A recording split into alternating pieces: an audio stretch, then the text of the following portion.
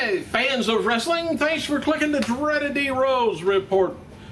Got some strange stories here. WWE announcer Scott Stanford said he was a victim of theft. I think somebody stole his personality, which I thought that years ago, but... Oh, wait a minute. He said on Twitter what happened was some person used his card, I guess credit card, debit card, whatever, to get groceries in Florida today. He said, I'm hunting you down as we speak.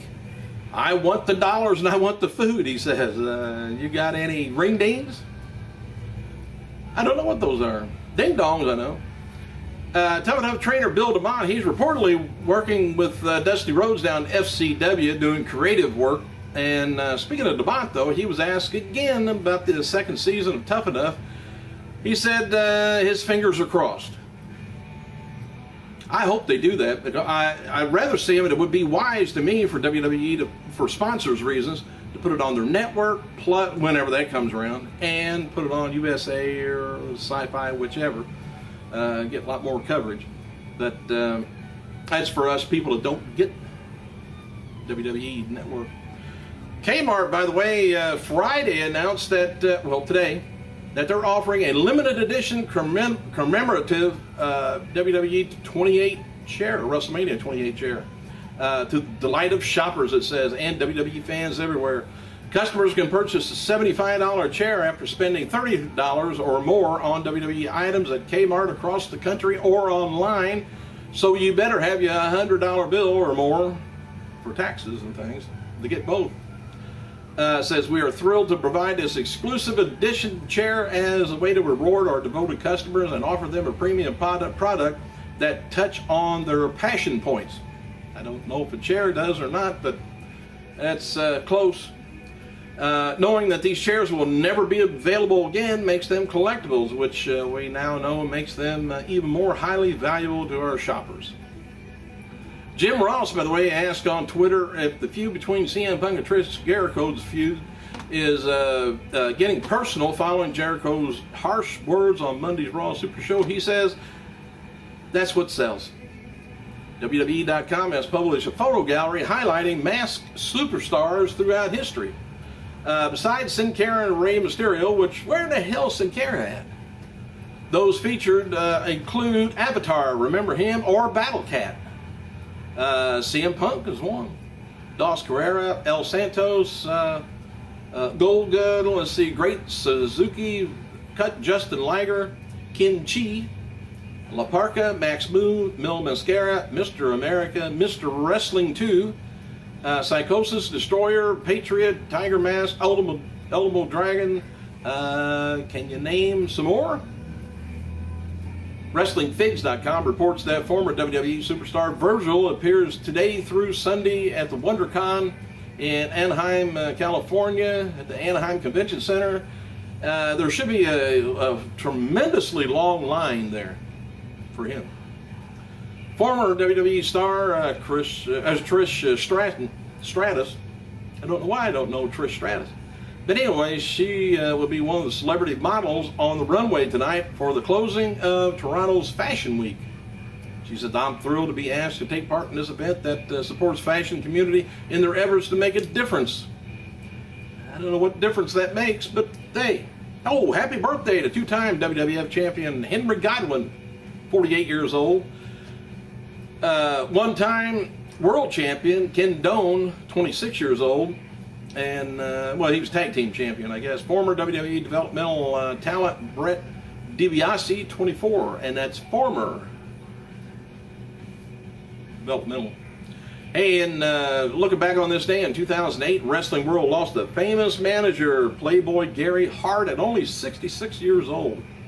Hart started his career down in 63, working as a wrestler in Wisconsin and Illinois. Soon gave it up for a less active role. By the 70s, he was working at WCCW, then known as Big Time Wrestling. Rose to the position of Booker in 1979. Hart credited with ushering in the golden years in WCCW with legendary legends as Von Erich's Freeburg's Feud, as well as introducing such talent as Great Muta, One Band Gang, King Kong Bundy to that territory. He also continued his manager role guiding Chris Adams, Abdullah the Butcher, Gino Hernandez, among others. And he also lived out his retirement in Euless, Texas, continuing to make appearances at conventions until his death of a heart attack, which is way too young. Filming for a WWE Legend House show has wrapped up as Piper is back on Twitter. Said things are rumbling, by the way. Besides Yokozuna being one more name to be announced at the WWE Hall of Famer, up until this week, Yokozuna was expected to be the final name. So maybe they got another one or two. And as noted before, WWE and Lionsgate, they're teaming up for a reboot of the 1990s horror movie, Leprechaun, which I've got Leprechaun 1, 2, and 3, I think, over there. Which has, by the way, it has no writer or directors or no actors attached to it. Well, we just got us a movie name. The new deal between WWE and Lionsgate is for 2 movies. The other movie hasn't been determined yet. On the 2 movies, WWE and Lionsgate will share production costs and together the marketing, while Lionsgate's going to be handling the distributing. Variety reports to follow WWE studio projects confirm that there's to be released a couple of 2 or 3 movies in the future. A horror movie called No One Lives with Brodus Clay and Luke Evans. Barricade with Eric McCormick. A cult hit Day of the Demonic Monahan. Sean Ashmore and Ashley Bell. I don't think WWE wants to make any money off these movies. They just do it for the hell of it. Maybe it's a write-off. I don't know, man. WWE Champion CM Punk, he appeared on Wedge Music show in Canada this week, revealing that the band Rancid will be providing some of the music on his upcoming WWE DVD. Punk talks a few months back about how he wanted control over his music and features on WWE, which I guess they're going to be in full reign of it. And maybe if it does good, others will get the same treatment.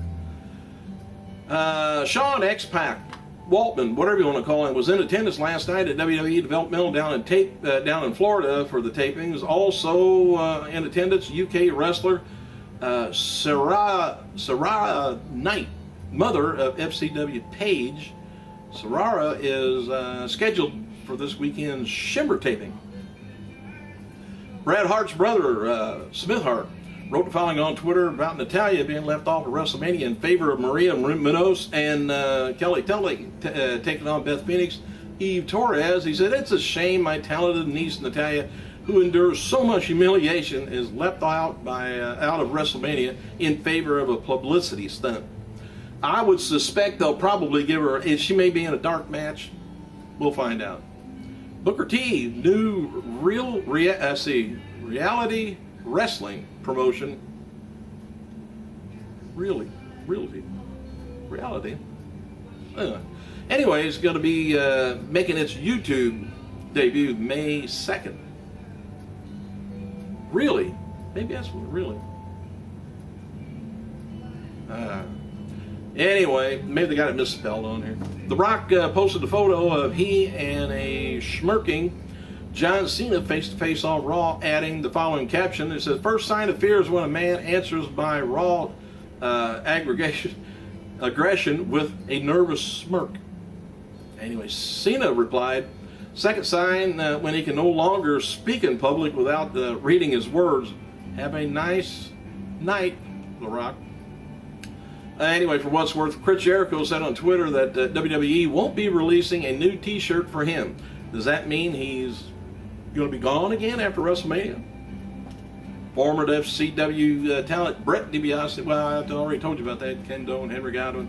A Tyson Kidd versus Michael McGillicuddy rematch is booked for next week's NXT. Jim Ross ended up calling some matches, I guess, for FCW down in Florida.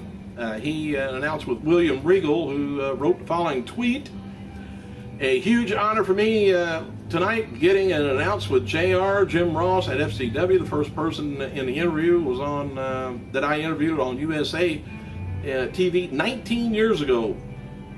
Jim Ross interviewed him. WWE superstar Henry Godwinn was spotted in Austin, Texas this week, the popular South by Southwest event. Don't know that. Tonight's WWE SmackDown will see the return of Christian and Peep Show segment with Teddy Long, John Laurinaitis. Matches also include AJ Lee taking on Brie Bella, Kofi Kingston taking on David Otunga, and the Great Khali taking on Cody Rhodes, Big Show taking on Drew McIntyre, Sheamus taking on Chris Jericho in the main event. Zack Ryder wrote the following on teaser, I guess, for Monday's Raw Super Show. He says, "I got something Zactanix, hate that, planned for my broskies in Philadelphia this Monday. I'll keep you posted." Posted, don't tell me what the hell you're talking about. Zactastic, I guess, I hate. Anyway, Big Show, David Otunga, along with WWE Vice President of Talent Relations, Vice President of Creative, Stephanie McMahon, spoke out against bullying at Star Alliance Rally in Bridgeport, Connecticut. The trio rallied a group of 150 students at a school there, and Mayor Bill Finch was there, and State Representative Andre, whoever it is, presented McMahon's with a citation for the organization's fight against bullying. And right after that, Stephanie slapped the shit out of her. Anyway, it said, when asked if there was any bullying in WWE, Big Show replied, "No, we don't tolerate bullying on WWE." SmackDown superstar said. So there. Sid Vicious, remember him? He appears at a Canadian Wrestling Elite April 19th at Cowboy Roadhouse, Winnipeg, Manitoba, Canada. The former WWE champion will partner with Nate Hardy, a tag team match against the Axe and Zach Mercury. Don't know them yet. SmackDown ring announcer Lillian Garcia will perform at a Key Club, West Hollywood, California, this Saturday, 7 p.m. It's too early to sing. And they had got a little clip of her having her wardrobe malfunction on YouTube. And all it was her shoe came off. But it looked like it was attached to her other shoe.